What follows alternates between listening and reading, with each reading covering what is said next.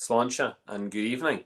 Hopefully everyone who's tuning in tonight is not absolutely raging at me for a lack of emails, but I'm sure I'm going to get some grief. I can accept that. But tonight we're all about talking about Flying Tumbler, and we have sales ambassador, brand ambassador. Apparently he's dog's body for the brand, but you know that's what his words, not mine. So I would like to introduce Alan this evening. Evening, Tommy. How are we? Hope you're well. Hope you're doing okay. And Connor also. Yeah. Yes, William. How are you? It's lovely just to see everyone popping up. Jonathan, how are you? This is a long week. It just seems that I'm on every night, and I am at the moment. We're just getting through a lot of different brands and people who are involved in the festival. And today I took my eye off the ball. I've been far too busy with the kitchen. It's nearly done. Just the painting to finish. So we're getting there. Sean, how are you? So yeah, so if you've got a lack of email, i.e. you didn't get an email and you didn't know what you're getting already in your pass, one thing is bonus. The other stuff is not online yet. Thus, you're not at a disadvantage from anyone. Okay, so don't be worrying about that too much. Hello, Stuart. How are we? Good to see you. Okay, so I'm going to introduce Alan from Flying Tumbler. Flying Tumbler. A lot of people have never heard of Flying Tumbler. I have not heard of Flying Tumbler. Not really. I mean, it's come across my social media accounts a few times over the last year, and I've been introduced to the brand now, which is absolutely brilliant. So yeah, proper excited.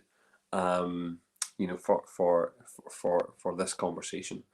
Wow. Evening, Richard. Hope you're well. Paddy. Oh my God. Great to see you. I'm glad. The first live one. Paddy, I'm on. I think this is episode 25 or something like that. And I've done plenty in between. A couple of quickies. So I'm glad that you've tuned in. Good to see you. Peter. I hope it's sunny in Dublin. It's been lovely up here today. Warm, really warm today. So yes. Alan, you ready to come in? Yeah, thumbs are up. In we come, Alan. Well. Hey guys. How are you? How are we all doing? Thanks for swinging by. Alan, tell me this. Yes, you represent Flying Tumbler, but where are you based? So I suppose technically I'm the nationwide rep. Now we're kind of focusing. Well, I'm based down in Kinturk in Cork myself, so I'm living here the last couple of years. So I'm kind of focusing more on Munster off trade at the moment. Now with the world kind of opening back up, hopefully there'll be a couple more bars and hotels and stuff like that to dip into as it goes on, and then hopefully use Belfast Whisky Week as a launching pad into the north and into the UK respectively. So we've our finger in many pies at the moment. We just need to get a couple of our gears in order and go from there basically. So yeah, I'm pretty much nationwide, but as it stands currently, it's Munster, Dublin, and Carlow are kind of my main stomping grounds, I suppose. Okay.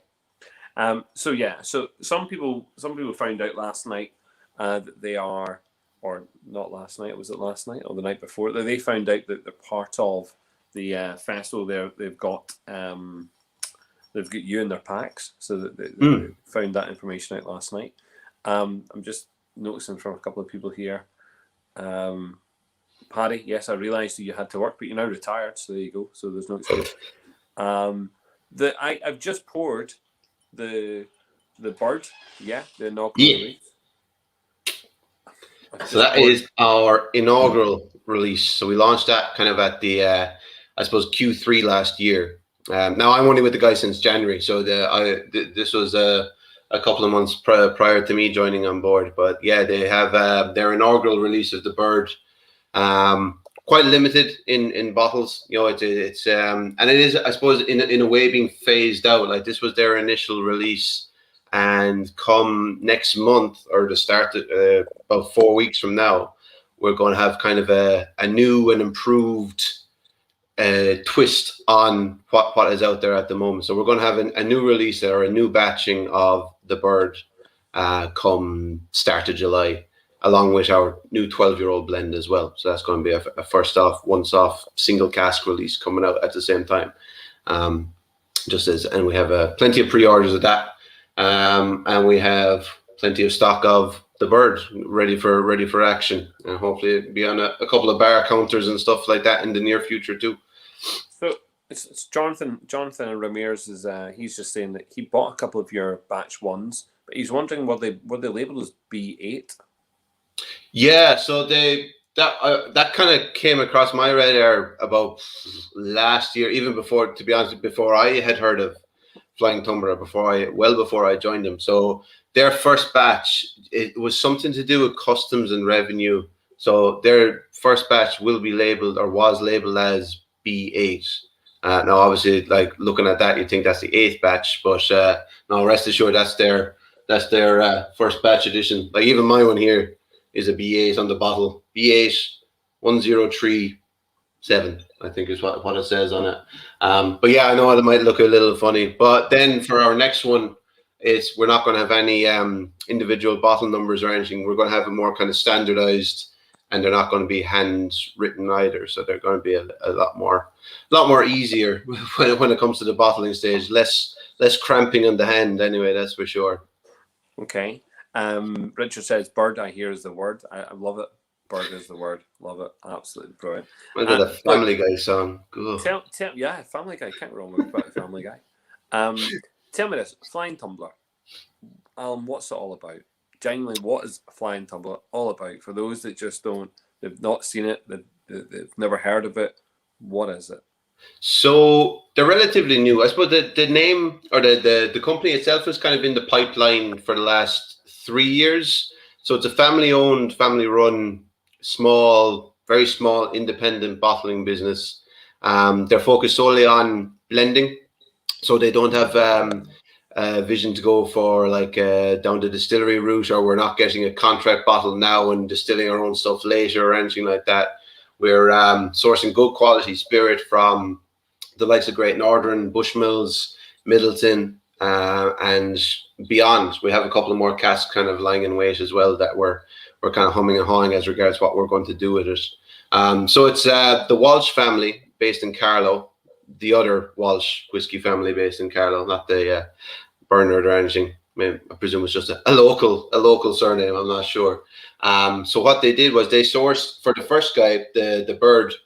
It's a sourced GND spirit, aged down for about 5.5 years in bourbon casks from Tennessee. Finished off in a little bit of Oloroso to kind of a bit more fruitier flavors. And then they launched that. The guys launched that about kind of the second half of last year. It was a pretty soft launch, unfortunately. Like in an ideal world, you'd be launching it at Whiskey Live or something like that. But we got to deal with what we got. But so the guys there, they didn't really have whiskey background or anything like that. They were Patrick would be the CEO, the head honcho. He was a lawyer in London. Thomas is Patrick's brother as well. He's working over in Boston, so he's focusing on our American market. So we're just about ready to launch a couple of pallets over to Boston, and it'll kind of trickle out from there. Well, probably not the 50 states, but we can aspire for the 50. Of course. You got to think big. And then we have one of the guys is in Berlin as well. So, and Jen, Patrick's wife, is involved in the marketing side and the accounting side of it as well. So there's 4 family members and me just thrown into the mix. Now we were lucky enough for our 2 recent launches, our 2 upcoming launches. We've done a cool little collab with the Carlow IT students of the brewing and distilling course.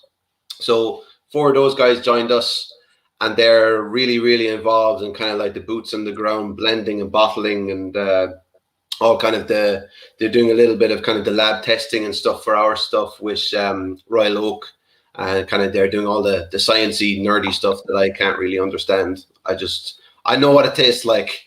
But in terms of getting hydrometer testing and stuff, I leave it to the pros, the guys in Carlow IT. So yeah, the name itself, it comes from like Flying Tumbler. It is a literal pigeon, like the little homing pigeon there. So they have like the Flying Tumbler bird itself it has this great sense of direction, this great sense of like it can fly non-stop, it can rest or it can sleep in midair, it can eat in midair, it can probably mate in midair. I don't know. I never really studied the birds too much.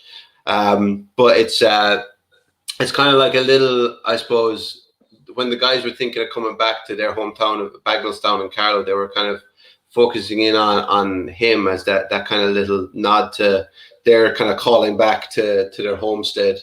And that's if anyone has a bottle, if you can see there's longitude and latitude there on the labeling, and that is actually the coordinates to their home, the family farm back in Carlow. So it was kind of like a little calling back, and they've spread their wings back in Boston or Berlin or London or wherever, and now they're all flocking back home to the nest. I'm sure there's going to be enough personalities for this evening. That's quite nice. I mean, first of all, when I heard the name, I mean, because you see it coming across with the wee pigeon. First of all, I thought it was a penguin. That was my first. That was my first feeling.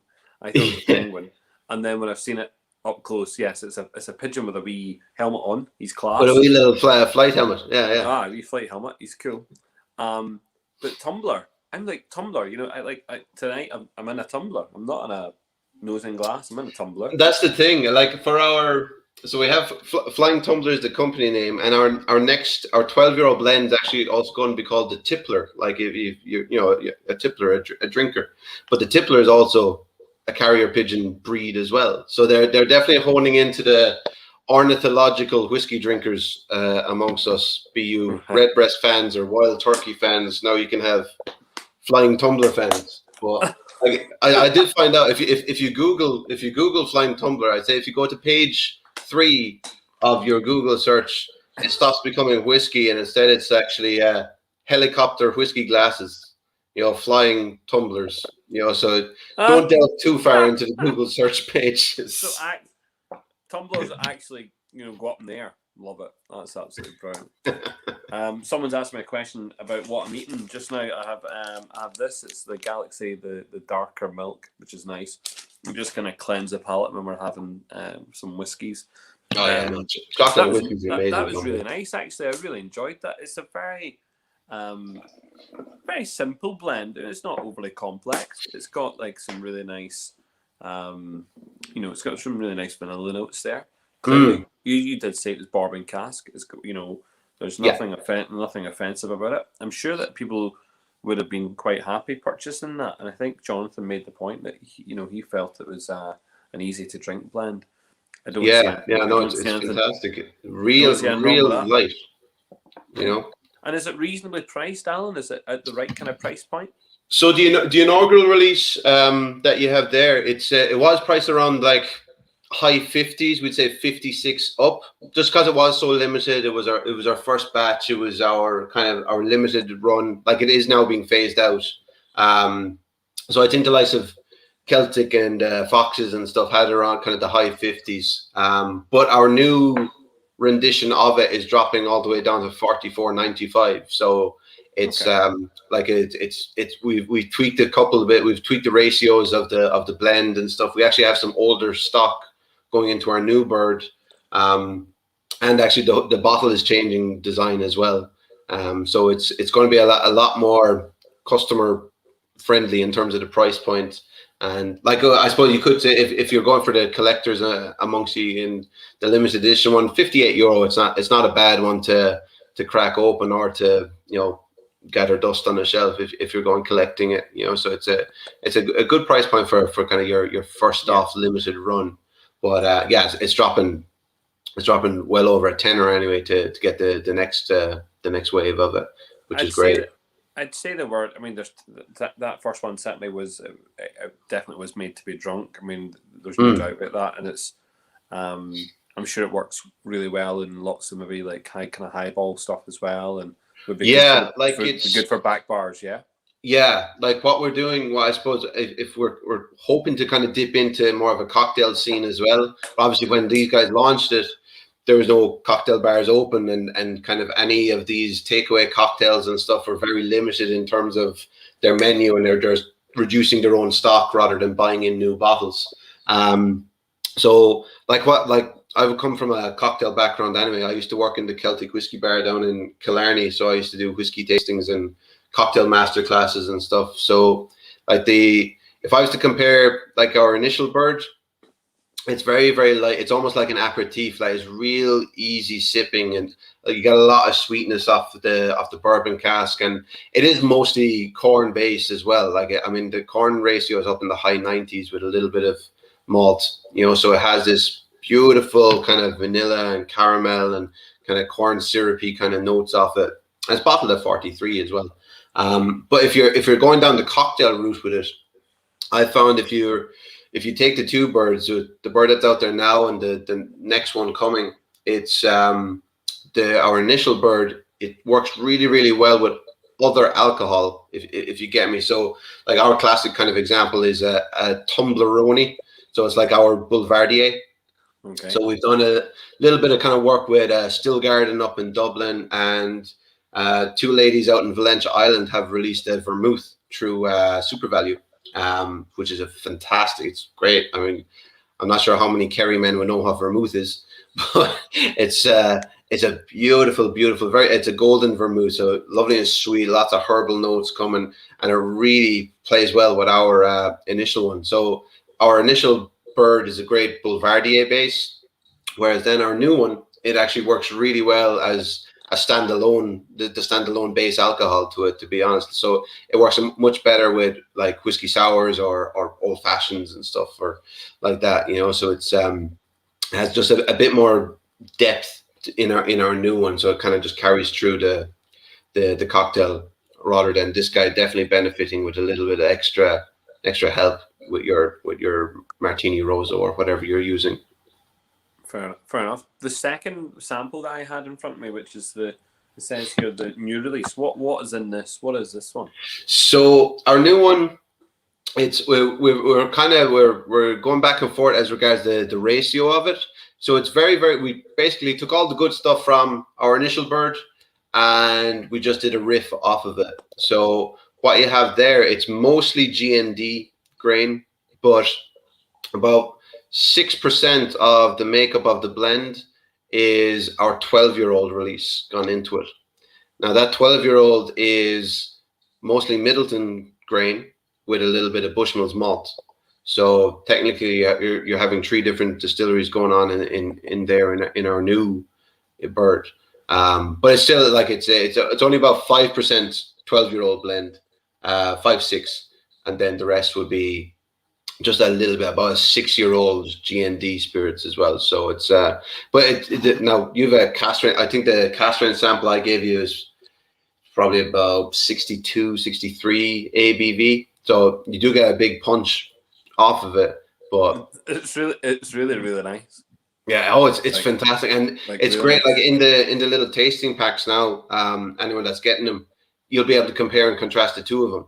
And it's phenomenal, the level of difference. I mean, they're both fantastic. Like I think this is the inaugural one it's a wonderfully light little kind of pre-dinner whiskey. It goes great on the rocks as well, Whereas our new bird is just that little bit extra layer of complexity to it, and just a bit more of a punch behind it. What's the casks that are used in this second one? So it's mostly bourbon again, with Oloroso to round it off. Yeah, that Oloroso. You get a lot more of that kind of fresh, fruitier flavors of it. There's a fiery spice coming through. Yeah, now the high ABV as well. It is going to kind of play into it, but you do get a bit more kind of the kind of hedgerow fruits kind of coming through in it. Now, which is quite unusual for our 12-year-olds, we have that was mostly bourbon with a little bit of Chardonnay cask gone into it as well. So from Monterey, California, we had it in a Chardonnay cask for about 8 months, and then we just finished it off in Oloroso again. So it's kind of an unusual cask finish for an Irish whiskey. I'm sure Teeling or some of the guys have done a single cask Chardonnay release. There's a bourbon called Thomas Moore that did a Chardonnay cask finish. Other than that, I haven't actually come across anyone else. So we're definitely going to go down the white wine route. But you do get, if you're drinking the 12, you do get this lovely kind of gooseberry, citrusy, kind of stone fruit flavors off the Chardonnay cask as well, which is phenomenal. So maybe some of that kind of transcends, like that dryness might kind of transcend into our new bird as well. So it's a phenomenal little blend. The one I'm drinking, although it's cask strength, I mean the taste. I mean if the flavor profile sticks around at 43%, then this is around about €44. Yeah. Yeah, 44.95 for our new guy. Yeah, and then the 12 is going to be 59.95, just under 60, is what we're kind of recommending it to be. But yeah, 44.95 for our new bird is great value for money. Like our bottling is going to get a little sleeker as well. So we're going to get a cork top rather than a screw cap. And we're going to have a little bit more of an elongation on the neck just for grabbing and bottle pours, basically.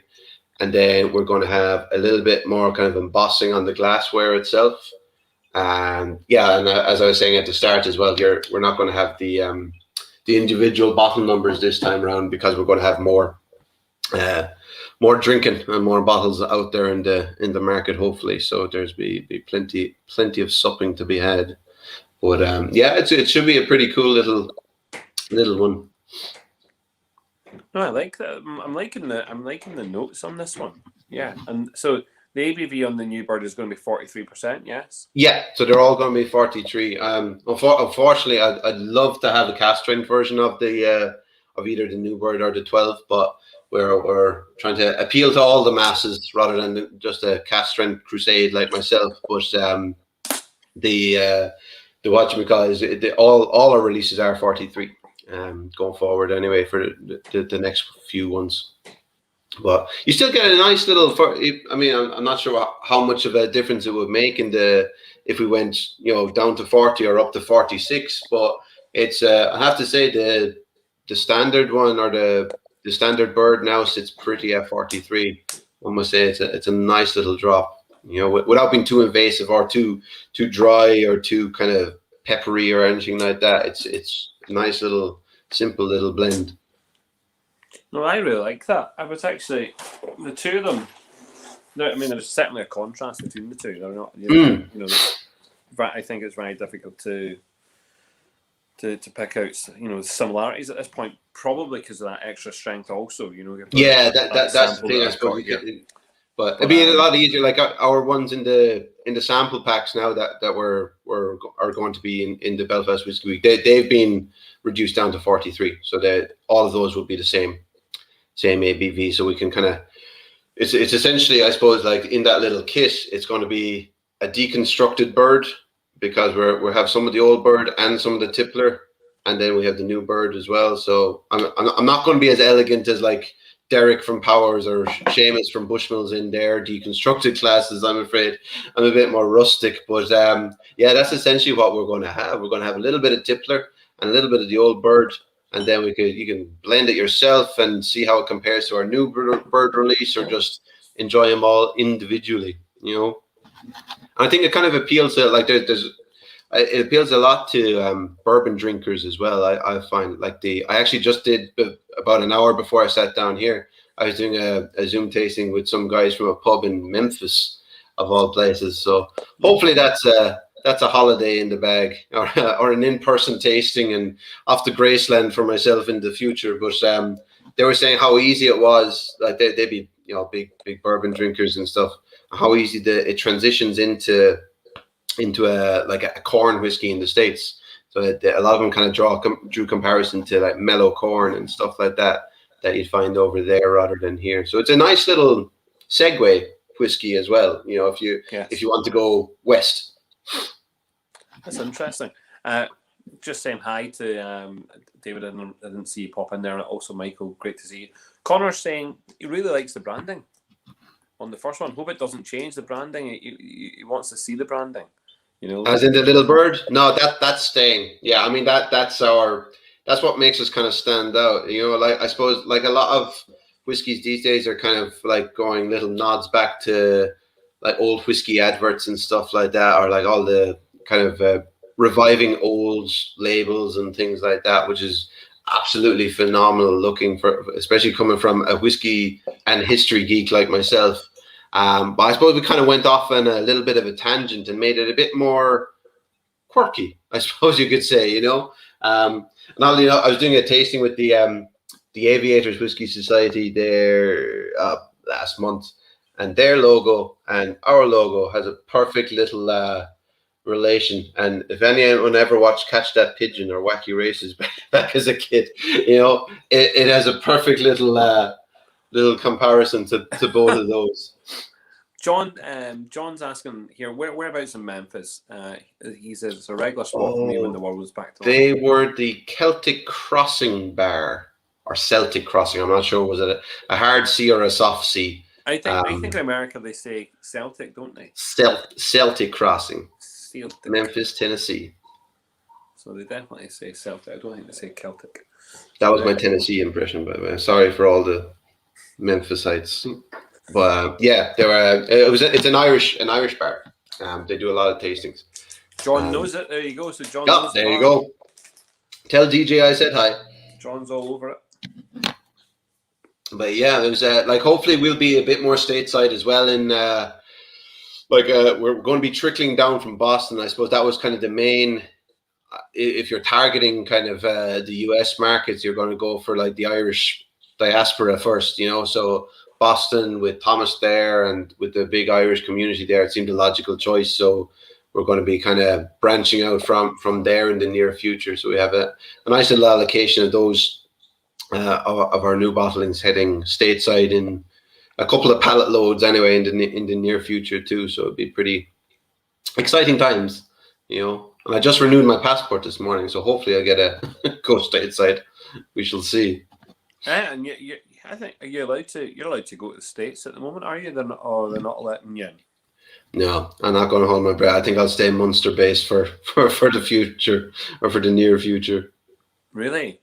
Oh, a trip to Dublin is exotic enough for me now these days, to be honest with you. And Carlo is like, something else. Carlo's like Lanzarote. Is that what you're saying? Yeah, exactly. No, Carlo pays the bills. We do all our work through O'Hara's, through the Carlo Brewing Company. So we're actually storing. They're our bonded warehouse. So we're doing all the aging and the blending and the bottling is all done thanks to the guys in Carlo Brewing. So big up to them. So we may have our own facility in the future in the next couple of years, hopefully, just outside of town. But no, Seamus and the guys are taking very good care of us. And Radical Drinks, of course, will be our distributors as well. So gotta keep Carlo sweet, which is definitely important. Fair enough. Good. Okay, so tell me this. So you worked for a Celtic whiskey shop before, so you've got experience. You're not new to the game. What's Flying Tumbler like to work for? I mean, what's their ambition, big time? Where do they want to see themselves in all these European and American, Asian markets? Really, is it a big push? From the brothers. Yeah, I suppose they're taking it one step at a time. I mean, like they launched last year in the middle of a pandemic, which was, I mean, a risk that paid off really, and now they're really focusing in on kind of relaunching the brand, I suppose, again with more of a focus on people out there on the market talking about the whiskey itself rather than just being on a shelf. People want to spread the word of what it tastes like, where they're coming from, and stuff like that. So I suppose that's my main role: spread the word of the whiskey. And as Ireland opens up a little bit more, being able to be on a bar counter, or be on a shop shelf, So I'm focusing more on the off trade at the moment, obviously. And to be fair, like we've had some great support from both local off licenses and nationwide off licenses as well. So we've had great rapport with a lot of them, both independents and chains. So we're definitely trickling across the counties little by little, and then we'll have a spread in America, and hopefully going off in the UK. We're in talks with a couple of distributors in the UK at the moment. So we'll head north for the 23rd of July, and then hop on over and work our way down. And we're taking it like in terms of stock. I suppose we do have like our tippler, our 12-year-olds has all been allocated now. We do have our bird coming out as well at the same time, which is hasn't all been there's still plenty of stock of that. And we do have a couple of casks set aside for that. So depending on how well the bird goes, our remaining casks that are still aging in Carlow Brewing, we may just make and bottle more bird and have more of a wider spread, European wide, or we might do a different finish. Or I just saw a question pop up: a collab with O'Hara's. It could be on the cards, like a nice stout finish. I think would be, or a new Lanfalon beer for themselves or something like that. This is me just, picking up off the top of my head, but I could definitely see. It makes sense, wouldn't it? To be honest with you. But yeah, I think it's nice when you can work with your neighbors, and work with those guys. Definitely. I know. I mean, they've had great relations with the likes of the Writers' Tears and the Irishmans and stuff like that already. So it would be a nice little collab that we have, and of course, continue our relationship with the Carlow IT brewing and distilling course as well would be a great. Like, it's such a fantastic initiative to have at our doorstep as well, so that will definitely, we might do like a little single cask release just with them or something like that in the future too. So we have plenty of ideas. We just need to kind of put them in action further on. We'll just see how all this plays out. And obviously, with the big COVID cloud hanging over everyone's head, we have to kind of see how that goes as well before you need boots on the ground if we're tapping into the Asian market and stuff like that. You really need to see, you need to have someone there rather than send out. So, I mean, I'd gladly volunteer a sales trip to Japan, but, Yeah, of course you would. We'll have to wait and see. Ray's saying that he really he really loves what the guys are doing and obviously wants to support them whatever way. Cheers, Ray. Where they can. So that's good. Well done, Ray. Thanks, man. I think it's exciting. We've come across so many independent bottlers so far. Or bottlers and bonders, and I think there's so much room in this market for so many different types, and the flavor profiles here. That second one's really strange in terms of, was I expecting it to be a little bit more GND, but for some reason it's not really doesn't come across as a GND blend at the moment.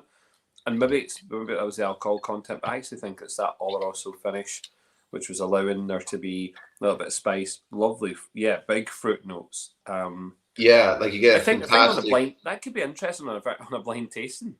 I think a lot of people might get a wee bit confused with that one and not be able to pin it where it was coming from. Yeah, like it is. I suppose I'm not sure what kind of DNA strands we kind of look out for in GND or Cooley or anything like that. No, I have to say any GND samples that I have had in the past are true Flying Tumbler or Grey Somalia or whoever. There has been kind of similar echoes, I suppose you could say. But yeah, like the new bird, I'm not sure, is it like the influence from the Middleton and the Bushmills coming into it, albeit it is only 5%. But yeah, I definitely like that Oloroso for not a massively long length of time at all, to be honest. It's only a few months in an Oloroso cast, but it definitely shines through already. It's a fantastic little synchronicity with the bourbon and the Chardonnay, I think. So it's. Yeah, there's a lovely flavor off it, and it's like the color is a little bit more of the kind of amber color off it as well compared to our first one. Yeah, and you're not messing about with the color. That's all natural. Yes, I think. No, I really like it. Color. Yeah, I mean, color's just about right. It's not too. It actually looks like it's been in an Oloroso cask very much. Yeah, without being like overly than you're saying, colorful at the same time. I mean, it is mostly like if you're. I mean, it is quite a nice pale straw for this bird. So we're not trying to pull the wool over anyone's eyes or the feathers over anyone's eyes. Yeah, the jokes get worse the more I drink these, by the way. But yeah, I mean, we're totally about transparency as well. You know, I mean, there's no point in trying to, especially with like the level of passion and knowledge and the education behind it for whiskey drinkers these days. There's no point in trying to trick anyone into saying this is our spirit, but we're aging it here and there, and you know. So we're fully about like we'll say where it all's coming from and where we're all aging it and stuff like that, you know. So, and I think honesty is the best policy in that regard too, you know. It is, you know, and people just respect that a little bit more, you know. I think so too. Yeah, especially if you are an independent bottler, or you know, if you are blending yourself and stuff, like you'd have to, you know. I mean, there's some guys go to great lengths of thing, like Louise and the JJ Corey guys, like on their bottles, it's so detailed of every little bit and every little percentage. It's fantastic information. Like if you're a proper whiskey geek, like that's the kind of stuff you'd lap up. You know, it's a fantastic bit of info for anyone. And I suppose that's kind of, you know, obviously they've a lot more years and stuff under their belt than we would, but I suppose that'd be a good kind of ethos to follow as well if you're going down that kind of independent route, and being able to source some fantastic quality spirit and fantastic quality casks as well. You know, I think they'd be both very, very important. So hopefully we'll maintain that relationship with G&D and Middleton and Bushmills, and as the whiskey world kind of opens up, or as Ireland opens up in terms of more matured spirits, being able to source them from elsewhere as well. You know, so we're not tied to just a couple of distilleries either. We're looking forward to kind of experimenting with whoever will have us, basically. Well, I mean, you do have now aged. I mean, sorry, you've got like West Cork who have now aged stuff. I mean, Dingle obviously coming through with aged stock. Mm. You know, I mean, not crazy ages, but you know, we're at 7-8 year olds that are coming through. Yeah, enough to warrant a flavour in a second fill, I think. Yeah, very much so.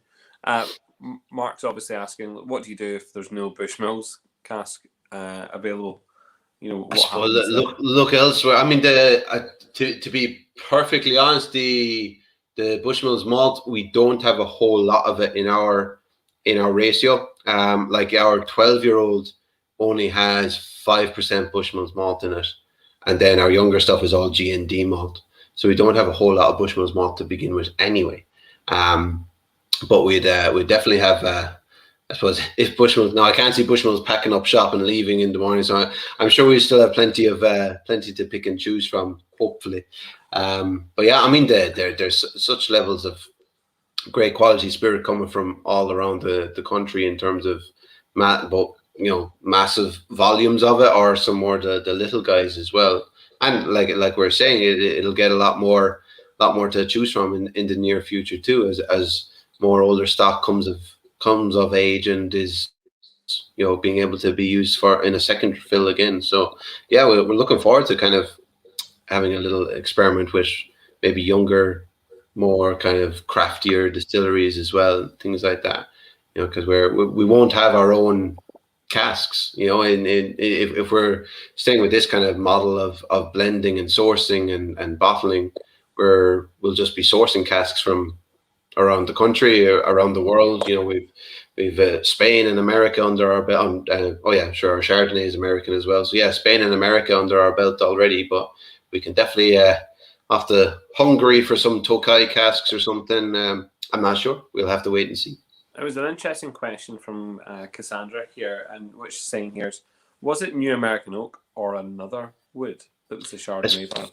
As far as I know, it was New American. I'll have to check that up. It's from the Carmel Valley Winery in Monterey, California. Anyway, that much I know. And their Chardonnay. She's very specific when it comes to wine. She's very specific when it comes. Oh no! Well, I'm not going to pull any wool. I'm not going to try to be a sommelier. But it does come from. Now I know that particular Chardonnay that they made it wasn't aged terribly long in the oak barrels anyway. So I think it was maybe 3 months or something, over 18 months, in an oak barrel. So it was, I'd imagine it'd be a relatively fresh new American, but that's only me speculating. I'll hold my hands up and say I must do more wine research. Right. Okay. Yes, Richard, I'll answer that. Yes, GND equals Great Northern Distillery at the moment. Yes. Yeah. True. And Liam is saying, is it, do you find it harder now to get quality stock because of the other blenders and the distilleries that rival you?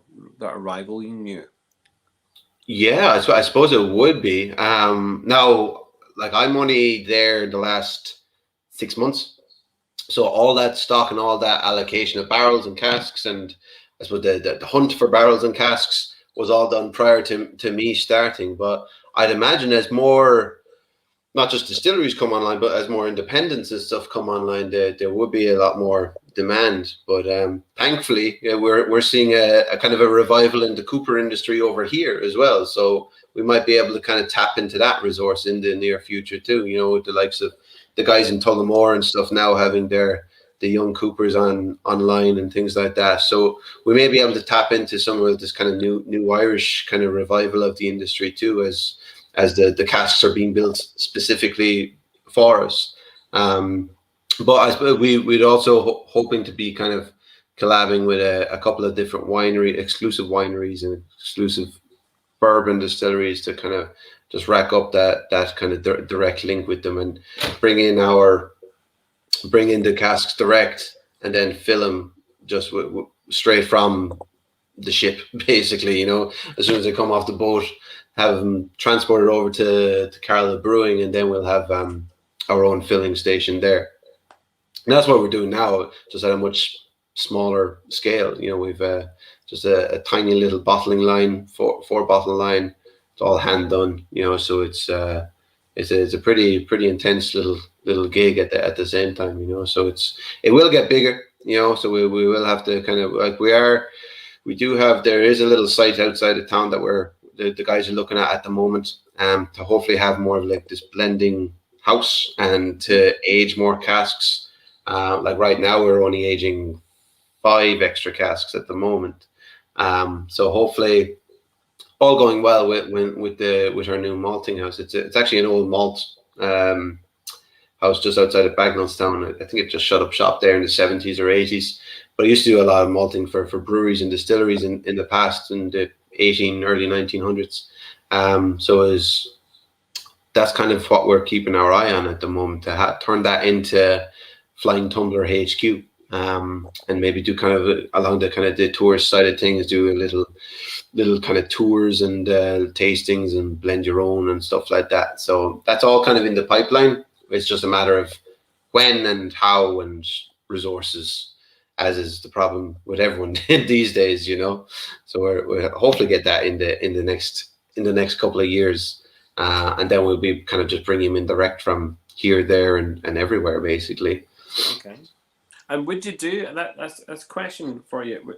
I mean, would you do non-Irish blends? So can Flying Tumbler, because look, as a brand, I'm not too sure if it has to be Irish whiskey. So what would your thoughts be about bringing in maybe Scotch, maybe European whiskies, maybe some bourbons, because there are a lot of people now looking outside of Ireland as independent bottlers and bonders to look at other product. Oh yeah, I mean, it's a fantastic. Like, I only came across 2 instances of this kind of in a personal, like, from my back shelf kind of a thing. So here's one I prepared earlier. That is my best example. So Connacht Distillery did a collab with the New Liberty Distillery in Philadelphia. It's actually the same owner.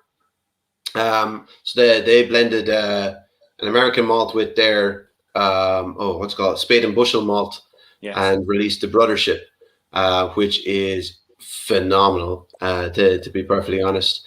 And I came across there's a Canadian whiskey. If there's some Canadian whiskey law, it's if one part of it is a different spirit entirely. It can still be classified as Canadian whiskey. So it's like 1 to the ratio of 11, if I remember correctly. So Right. I actually have a whiskey called Bareface downstairs, and it is 11 parts Canadian whiskey and 1 part mezcal, and it's phenomenal. It's just blended together, absolutely And this stunning. is Get a little bit of herbal flavors, a little smoke from the mezcal. Really, really cool. Bareface is in partnership with Glendalough. Yeah, they're all under Mark Anthony, I think. Mark Anthony branding. Yeah, as far as I know, I only did a little bit of looking up on that. So yeah, like White Claw and those guys they're all under the same umbrella as far as I know, and Glendalough. But yeah, like there could be a little collabs in the future. I mean, I suppose the beauty of it, like we're just releasing blended whiskey, you know. So I mean, there's definitely not to say that we could bring in a little bit of, like, I'd love a bit of Islay malts coming in. You know, that's just me personally. We have to see. Like if we got like a little kind of like a sister distillery over in the States or something like that, or somewhere on the continent to have like this lovely little blend, I definitely would be. I would be all for that. That's for sure. And definitely be fun trying to find out the ratios of what goes well together. That and even more so, you know. Yeah, I know. And Jonathan here is just saying, look, how do you plan to differentiate yourself? I know you've spoken a little bit about that already. And look, as a consumer, he's happy to support young companies, but what keeps him, what keeps him hooked is the innovation and the value. So what is the innovation and the value? What's differentiating you from these other bonders and bottlers than everyone else? Yeah, I mean, good question. Like we are a relatively new company, so I suppose we're still trying to find our niche. Now, what I would say, we're kind of bringing a bit more quirkiness to the brand, or to the scene with our labeling and our packaging and stuff is kind of the same kind of quirky, funky kind of little designs, as well as the colors of the packaging. They really pop out on the shelf. So the kind of the marketing side of things is very much kind of there, and it's going to be more in your face. You know, it's going to jump off the shelf a little bit more going forward. But yeah, I suppose we're definitely going to kind of maintain our relationship with Carlow IT students as well. So that kind of them being able to, I suppose, learn firsthand experience, or get firsthand experience with a blender and a bottling line and stuff like that would be phenomenal experience for them going into their chosen career. But we also get, like fresh ideas and even like fresh theory and stuff like that of blending that, a lot of people would be kind of, blending would be a very old, ancient tradition anyway, but having all these new boots on the ground and just a fresh look, and we get to, get all that with our little collaboration that we got going on with the guys and girls in Carlow IT. So having that having that with our kind of our new designs and stuff like that is a great little help for us to launch our brand. As well as that, like the more we go on, the more casks we will be outsourcing and stuff like that from various distilleries, various wineries, breweries and stuff like that. Now I know everyone is doing different, beer cask finishes and things. But I suppose I would say maybe not 100% of everyone would be, like we'll be fully about transparency as well. Like we would definitely, give you a full rundown of where everything is coming, right down to the ratio of our blends and stuff like that. Now it's not going to be on the label, because we're actually keeping the labels quite simple. So we're not going to bombard you with info on that regard, but it'll definitely be there for anyone that wants it. All that info is going to be available. So yeah, I mean, we have, I suppose, a few little different pieces that are already differentiating us from everyone. But because we are so, like, we're only around a year, more or less. I mean, the guys have the company's been around, I suppose, for 3 years, in a I suppose a legal sense. But in terms of our liquid, we've only just been around for about 10, 11 months. So we are still trying to find our foothold.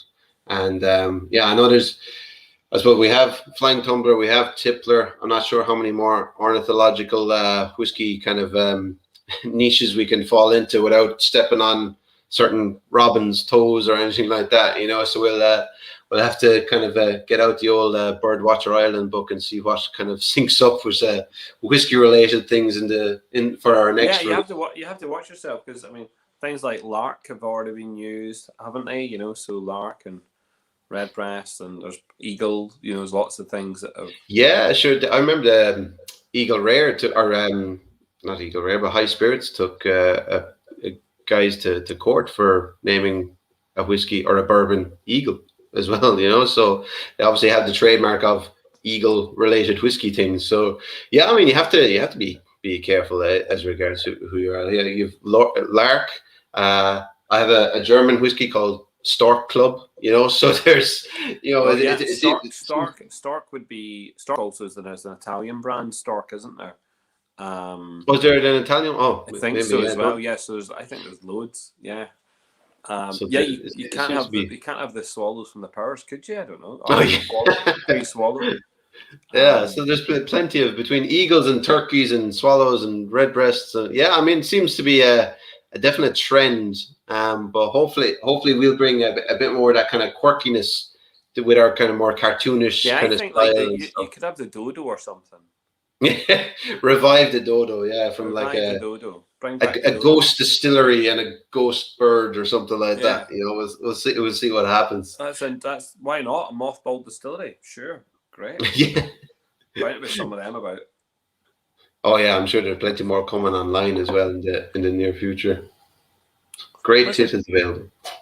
Alan, I've really appreciated the crack this evening, and I know that some of ours, or Cassandra says maybe move on to other animals.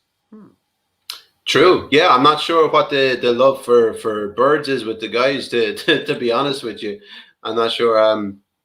They could have any native Carlo breeds of animals stomping around the place. But we'll.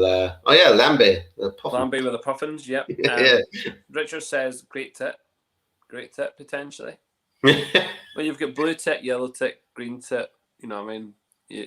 Who needs spots when you got tits? You've got loads of different coloured tits, and then you've maybe got the finches. I mean, you know, you could talk about finches, couldn't you? There's plenty of finches about. That's our mixer, Finches lemonade. Paddy's saying, "Look, there you go. Thanks, Al, for being so upfront about everything, which is you're welcome. Nice. Which is nice. It's quite refreshing just to have those kind of upfront and honest conversations. So, listen, I'm sure that the guys will appreciate what you're doing tonight, in terms of, you know, you represent the brand. So well done, Alan, for that. Go Big Bird from Sesame Street, because that's a good one. I like that. Is Woodpecker? Is that a whiskey or something out there? Woodpecker. Don't know actually. That sounds like it could be a Shitehawk.